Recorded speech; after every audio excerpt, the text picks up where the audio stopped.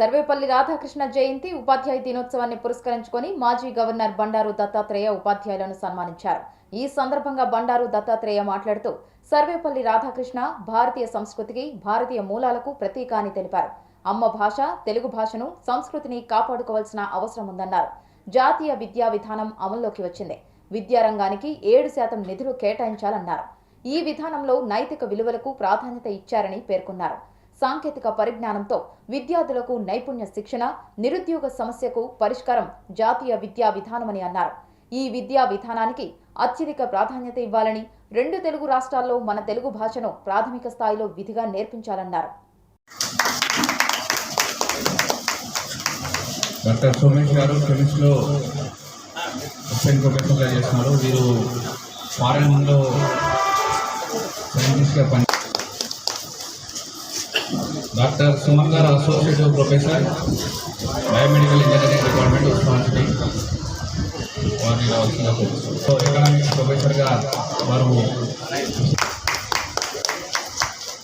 Doctor Muralidhar గారు.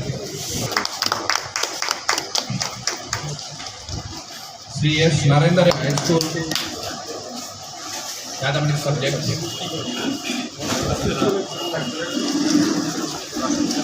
Government high school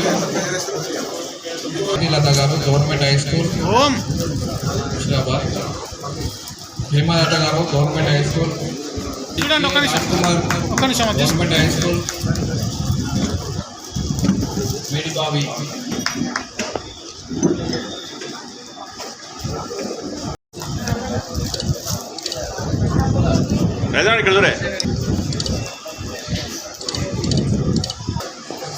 అయిపోతే అందరూ గ్రూప్ ఉంటుంది.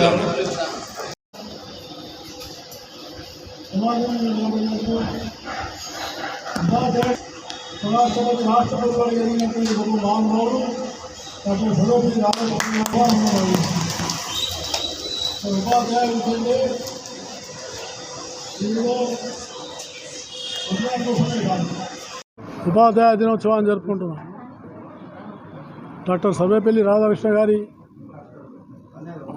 మాజీ రాష్ట్రపతి వారి యొక్క జన్మదిన సందర్భంగా దీన్ని మనందరం కూడా ఉపాధ్యాయ దినోత్సవం చేసుకోవడం చాలా సంతోషమైన విషయం. ఉపాధ్యాయ వృత్తి ఇది చాలా గొప్ప సమాజ నిర్మాణానికి ఉపయోగపడే కార్యక్రమం.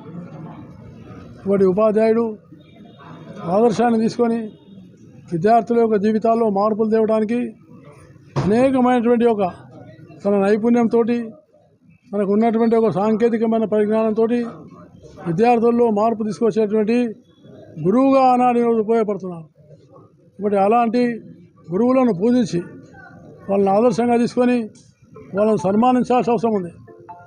అందువల్ల నేను ఈ రోజున ఉత్తమ ఉపాధ్యాయులు, అలాగే జీవితంలో చాలా కష్టపడి డాక్టరేట్ వరకు సంపాదించినటువంటి ప్రొఫెసర్స్ వాళ్ళందరినీ సన్మానించడం నాకెంతో సంతోషంగా ఉంది.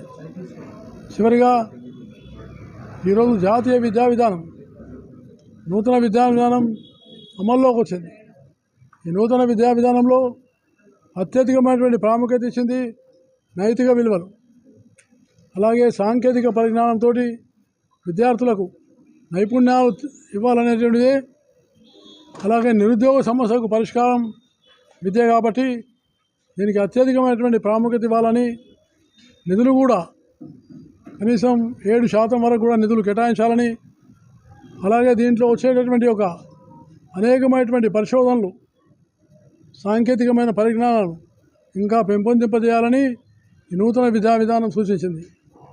కాబట్టి నేను తప్పకుండా కోరుతున్నాను, 2 రాష్ట్ర ప్రభుత్వాలు, తెలుగు రాష్ట్ర ప్రభుత్వాలు జాతీయ విద్యా విధానంలో భారతీయ భాషల్లో, ప్రాంతీయ భాషల్లో చదువుకు ప్రాముఖ్యత ఇవ్వాలని వచ్చింది. కాబట్టి 2 రాష్ట్రాల్లో మన తెలుగు భాష ప్రాథమిక స్థాయిలో విధిగా వాళ్ళకు నేర్పిస్తే వాళ్ళు వచ్చేటటువంటి మార్పు చాలా గొప్పగా ఉంటుంది. కాబట్టి మన అమ్మ భాష తెలుగు భాషను, మన సంస్కృతిని కాపాడుకోవాల్సిన అవసరం ఉంది. ఈ రోజున డాక్టర్ సర్వేపల్లి రాధాకృష్ణ గారు భారతీయ సంస్కృతికి, భారతీయమైనటువంటి మూల్యాలకు ప్రతీకం. కాబట్టి మనందరం కూడా ఆయనను ఒక ఆదర్శంగా తీసుకొని ఆయన నివాళులు అర్పించడమే నిజమైన శ్రద్ధాంజలిగా నేను భావిస్తున్నాను.